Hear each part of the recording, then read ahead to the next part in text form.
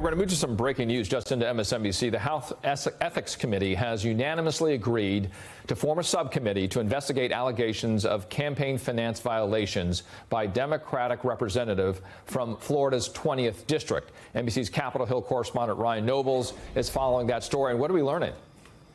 Well, this is Congresswoman Sheila Sherfilis McCormick, who was recently elected in the 2022 election cycle. She actually won a special election before then being elected to a full term in the 2022 general election. And we don't know specifically what the House Ethics Committee is looking into. They're normally very private about these probes. But what we do know is that the committee has unanimously voted to form an investigative subcommittee that will look into these allegations of campaign finance violations. And they do list a number of specific things that they're going to look into, including improper use of campaign finance funds, also the possibility that there was someone volunteering for her campaign that didn't specifically work for the campaign or work for official office. And while we don't know specifically what they are investigating, we do know that there have been questions raised about how Congresswoman Sherfilis McCormick used campaign funds, or I'm sorry, not campaign funds, but taxpayer funds to actually pay for ads that ran in her congressional district leading up to her election. Now,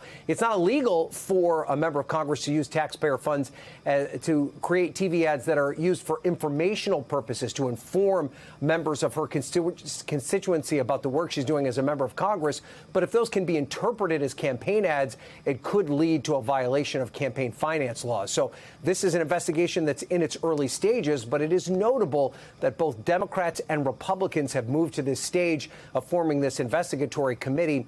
And Richard, you'll remember a similar committee was formed in the investigation of Congressman George Santos. They ultimately released that scathing report, which led to him ultimately being expelled. No one's talking about this quite yet for this member of Congress, but it is notable that they've decided to take this very important step in terms of an investigation into potential campaign finance violations.